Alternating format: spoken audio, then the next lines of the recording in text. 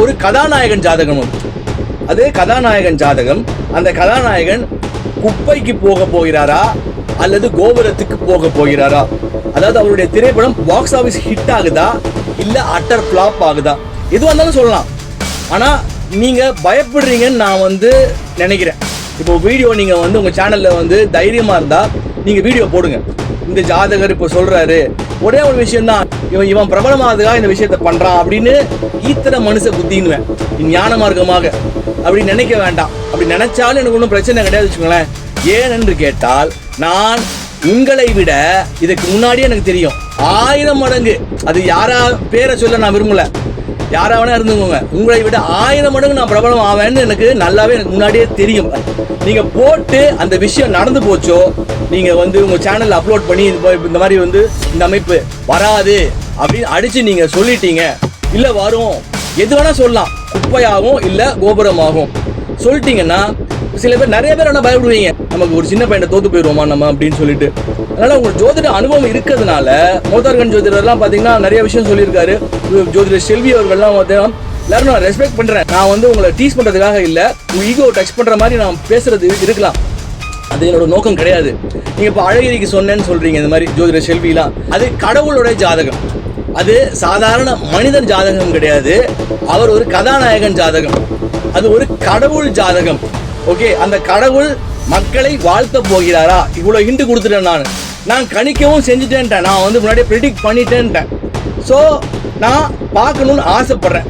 ஆனா ஒண்ணு, நீங்க மிஸ் பண்ணிட்டு அந்த ஜாதகர் வந்துட்ட பிறகு, அது ஒரு நிலை வந்த பிறகு, இவர் எனக்கு அன்னைக்கே தெரியும், எனக்கு ஒரு வருவாருன்னு தெரியும் அப்படின்னு சொன்னீங்கன்னா, அது அழுவுனி ஆட்டம்னு.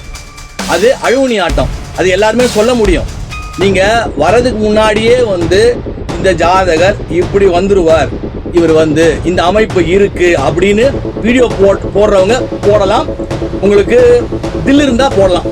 Sorry to say. நீங்க ஸோ அவங்களோட ஜோதிட ஞானத்தை நான் பார்க்கணும்னு ஆசைப்படுறேன். இந்த சின்ன பொடியா கணிச்சிட்டேன்னு சொல்றேன் நான். அப்போ நீங்க 40 வருஷம் அனுபவம், 30 வருஷம் அனுபவம்ன்றீங்களே, உங்க அனுபவம் எந்த அளவுக்கு வேலை செய்யுது? அப்படி ஞான மார்க்கமாக நீங்க கணித்து விட்டீர்கள் என்றால் நீங்கள் மிகப்பெரிய ஜோதிடர். அதனால சவாலுக்கு தயாரான ஜோதிடர்கள் வீடியோ போடலாம்.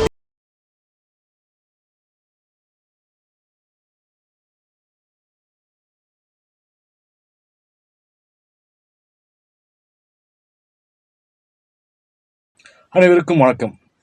இன்று பார்த்தீங்கன்னா 4/13/22/31 தேதியில் பிறந்தவர்கள் எப்படி, அவருடைய குணாதிசயங்கள் எப்படி இருக்கும் அப்படிங்கிறத நம்ம பார்ப்போம்.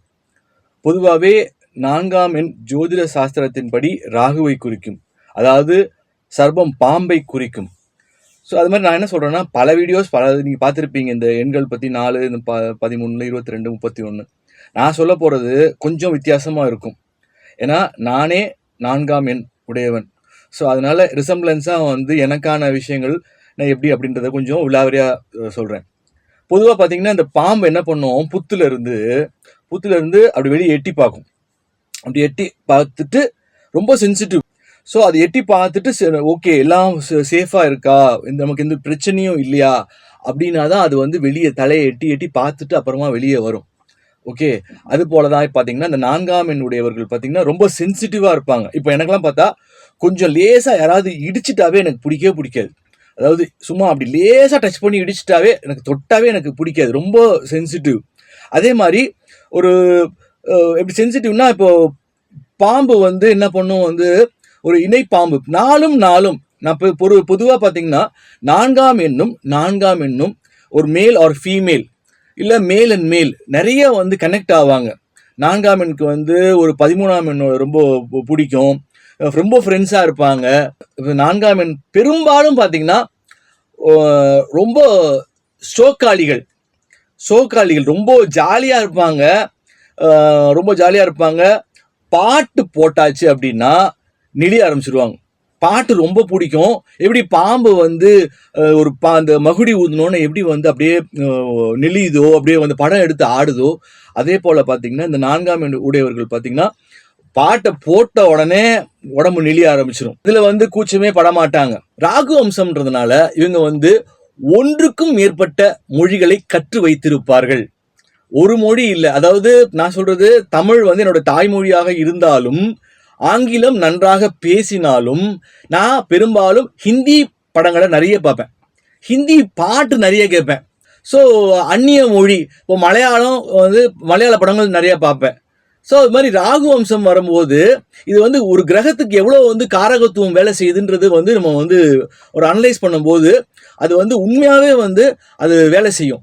அப்போ ஒன்றுக்கும் மேற்பட்ட மொழிகளை கற்று வைப்பதில் அது சூழ்நிலை ஏற்படும். 4ஆம் எண் உடையவர்கள் கலை மற்றும் கலைத்துறை மீது அதீத ஆர்வம் கொண்டவர்களாக இருப்பார்கள். இப்போ சினிமாவில் இருப்பாங்க, இப்போ இல்லை மீடியா துறையில் இருப்பாங்க. ஏன்னா ராகு படம் எடுக்குதுல்ல இது வந்து. அப்போ அது போல ஃபோட்டோகிராஃபி, சினிமா மட்டும் கிடையாது, மீடியா மட்டும் கிடையாது. இப்போ நான் சொல்றது 60% வந்து நிஜமா அது வந்து இப்போ நீங்க செக் பண்ணி பார்த்தீங்கன்னா 60 to 70% வந்து அது வந்து அவங்க அந்த ஃபீல்டில் இருப்பாங்க. அதாவது அவங்கள அந்த ஃபீல்டில் வந்து கொண்டு வந்திருக்கும். ஃபோட்டோகிராஃபி இல்லை இந்த கல்யாண வீடியோ எடுக்கிறது, இல்லை ஃபோட்டோகிராஃபி ரிலேட்டடாக இப்போ பார்த்தா க்ரீன் மேட் வந்து இல்லை கேமரா விற்கிறது, இது மாதிரி வந்து related to media only, not in cinema. இப்போ விஜய் வந்து பார்த்தீங்கன்னா நம்பர் 22 நினைக்கிறேன், ஜூன் 22 4. இப்போ அவரு கலைத்துறையில் இருக்காரு. இப்போ ஸ்ரீதேவி, மறைந்த நடிகை ஸ்ரீதேவி, பிரீத்தி ஜிந்தா, ஹிச்காக், அப்புறம் பாரக் ஒபாமா, இப்படி வந்து சொல்லிட்டே போகலாம். அதே மாதிரி பார்த்தீங்கன்னா 4ஆம் எண் விஜய் வந்து அவருக்கு ரொம்ப ஃப்ரெண்டு, உங்களுக்கு சொன்னா புரியும்னு நினைக்கிறேன். வந்து அவர் ரொம்ப ஃப்ரெண்டு, ஓகேங்களா, ரொம்ப 2 பேருமே டீப் க்ளோஸ் ஃப்ரெண்ட்ஸ் வந்து. இப்போ நான் சொல்றது இப்போ எனக்கும் இப்போ நான் நண்பர்கள் சொன்னேன் வந்து அது 13 அப்படின்னு சொன்னேன் வந்து. So 4 and 4 will get attracted like anything. அதே சமயத்தில் ஒரு ஸ்டேஜில் இந்த 4ம் கம்ப்ளீட்டாக எவ்வளோ க்ளோஸாக இருந்தாங்களோ கம்ப்ளீட்டாக பிரேக் அவுட் ஆகிட்டு போயிடும். கம்ப்ளீட் பிரேக் அவுட் ஆகிட்டு அவங்களுக்கு பிடிச்சிக்காமலும் போயிடும் ஒரு ஸ்டேஜில். அதனால பெரும்பாலும் பார்த்தீங்கன்னா மீடியா துறையில் அவங்க வந்து பணிபுரியவர்களாக இருப்பாங்க. அதே மாதிரி 4ஆம் எண் பார்த்தீங்கன்னா ராஜ வாழ்க்கை வாழ வேண்டும், பிரம்மாண்டமாக செய்யணும், பிரம்மாண்டமாக வாழணும். பல பேருக்கு முன்னாடி அவங்க பிரம்மாண்டமா வாழணும், பிரம்மாண்டமா போகணும் அப்படின்ற ஒரு மனநிலையில தான் இருப்பாங்க. அதே போலவே அவர்கள் வாழ்வார்கள். அதே போல இவர்களுடைய ஜாதகத்துல ராகுவுடன் சனி சேர்க்கை இருந்தால் இவர்களுக்கு கெட்ட பழக்கங்களுக்கு அடிமையாவார்கள். மிகுந்த சோக்காளிகள். திருமணத்துக்கு முன்பே பலர் சோரம் போய் இருப்பார்கள். பயங்கரமா கோவம் வரும், பாம்பு மாதிரியே சீருவாங்க. 4ஆம் எண் வந்து இப்போ எனக்கெல்லாம் சொல்கிறேன், இடிச்சா எனக்கு கோவம் வரும், பயங்கரமாக கோவம் வரும், எனக்கு அப்படியே மண்டை சூடுன்னு சொல்லுவோம். பயங்கரமாக பாம்பு மாதிரியே வந்து பயங்கரமாக வந்து கோவம் வரும். பாம்பு எப்படி எல்லாரும் தூங்கின பிறகு வெளியில் வருமோ, இரவு நேரத்தில் வெளியே வருமோ, இவர்களெல்லாம் இரவில் நடமாடக்கூடியவர்கள். இரவில் இப்போ நைட்டு வந்து படத்துக்கு போகிறது, இப்போ நைட்டு பார்ட்டிக்கு போகிறது, நைட்டு ஃபுல்லாக முழிச்சிருக்கிறது, நைட்டு ஃபுல்லாக முழிச்சிருந்து காலையில் தூங்குறது, இப்படிப்பட்ட குணாதிசயம் உடையவர்களாக பெரும்பாலானவர்கள் இருப்பார்கள். அதே மாதிரி அழகாக இருப்பார்கள், தன்னை அலங்கரித்துக் கொள்வதில் ஆர்வம் காட்டுவார்கள், ரொம்ப ட்ரெஸ்ஸுக்கெல்லாம் ரொம்ப இம்பார்ட்டன்ஸ் கொடுப்பாங்க. கார் பிரியர்கள், ஆடம்பர கார் பிரியர்கள். இவங்கள்ட்ட ஒரு கார் இருந்தாலுமே பிரம்மாண்டமாக கார் வாங்கணும் அப்படின்னு சொல்லி பெரும்பாலான கார் பிரியர்களாக இருப்பார்கள். இவர்களில் பலர் பார்த்தீங்கன்னா ஆசிரியர்களாக இருப்பார்கள், இல்லை வழி நடத்தக்கூடியவர்களாக இருப்பார்கள், அல்லது இவங்க வீட்டு பக்கத்துல ஆசிரியர்கள் இருப்பார்கள். 4ஆம் எண்ணில் பிறந்தவர்கள் பலர் குறி சொல்வார்கள், இல்ல குறி கேட்பதில் ஆர்வமாக இருப்பார்கள். பலர் ஜோதிடத்தின் மீது அதீத ஆர்வம் கொண்டவர்களாக இருப்பார்கள், இல்ல ஜோசியர்களாகவே இருப்பார்கள்.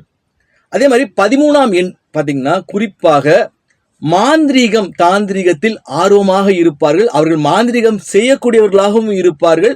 அதாவது 13ங்கிறது ஒரு மிஸ்டிக்கான ஒரு நம்பர். 13ஆம் நம்பர் வீடுன்னு ஒரு படம் கூட வந்திருக்கும். கொஞ்சம் ஒரு மாதிரி எப்படி சொல்றது, ஒரு மிஸ்டிக்கா, ஒரு செய்யாத யாரும் பயப்படக்கூடிய விஷயத்த கூட அவங்க ஆர்வமா துணிச்சலாம் வந்து செய்வாங்க, முயற்சி பண்ணி பார்ப்பாங்க.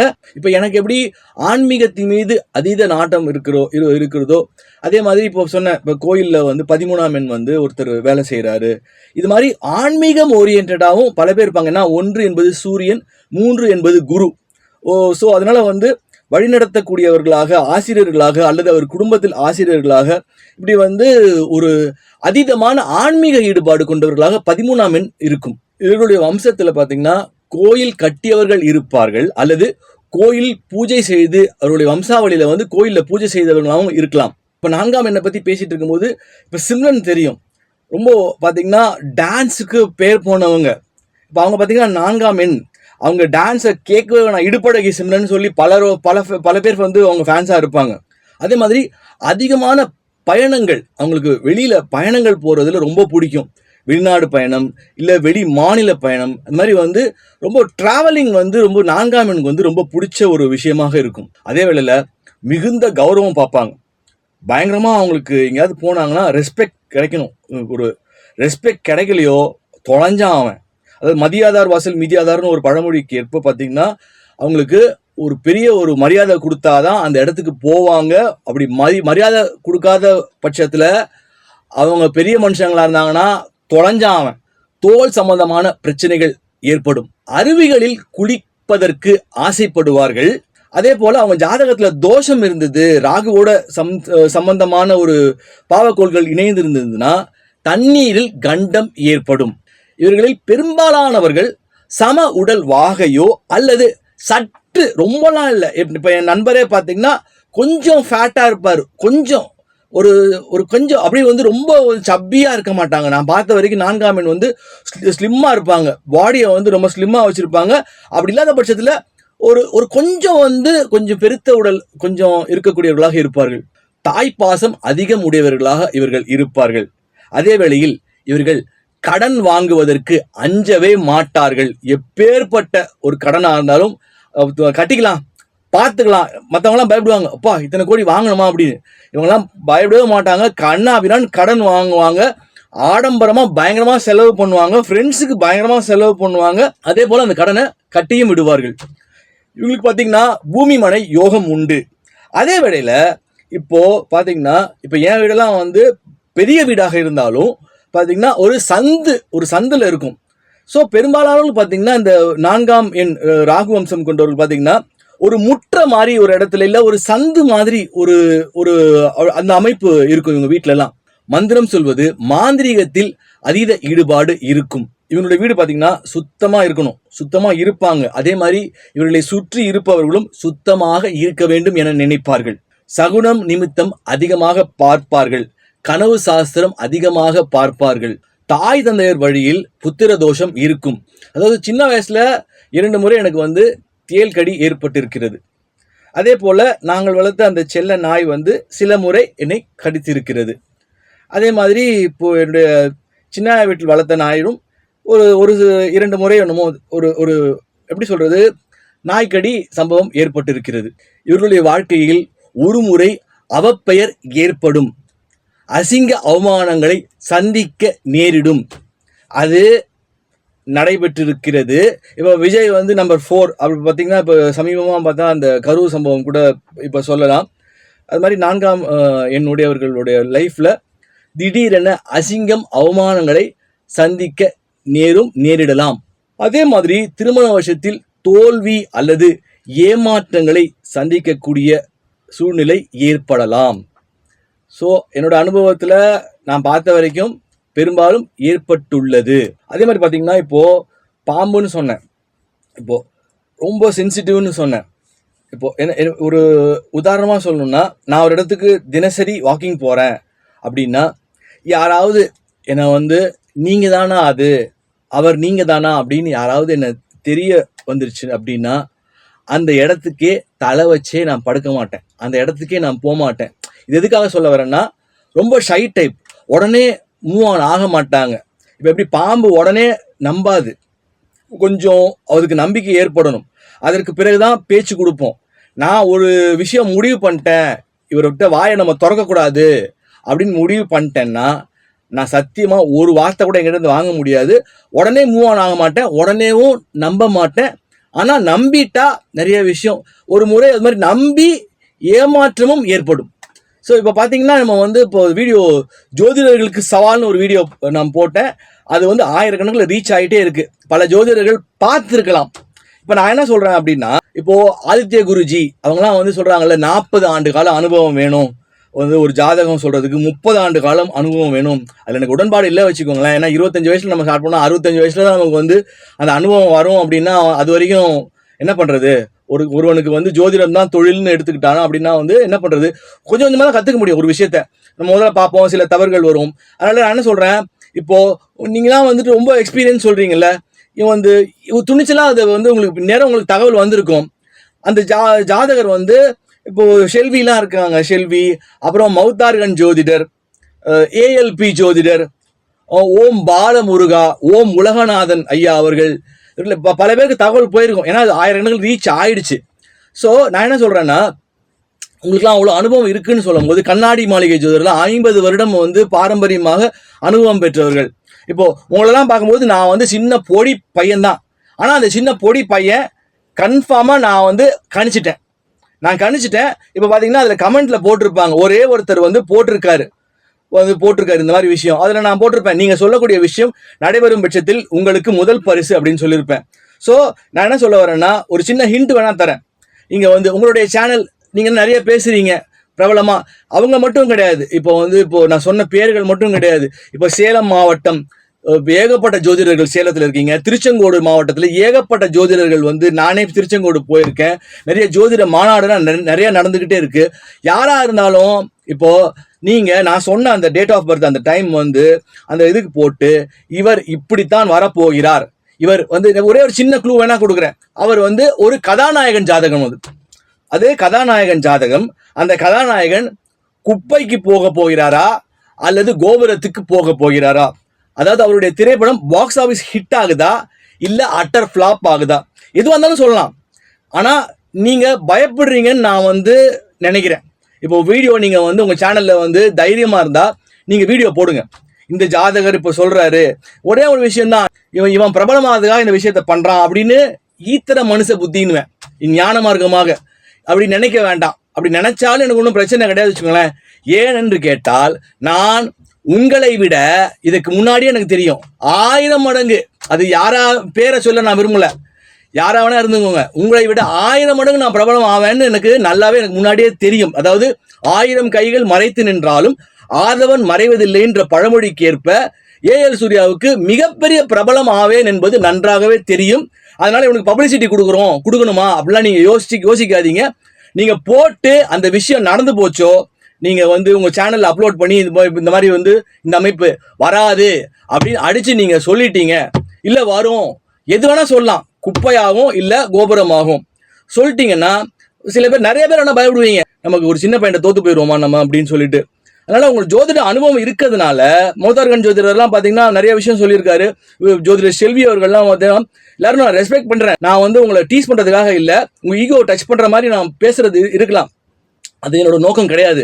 நீங்க இப்போ அழகிரிக்கு சொன்னேன்னு சொல்றீங்க, இந்த மாதிரி ஜோதிடர் செல்விலாம் வந்து நீங்க இப்போ எப்படியும் வந்து நியூஸ் பண்ற உங்களுடைய மாணவர்கள் இருப்பாங்க.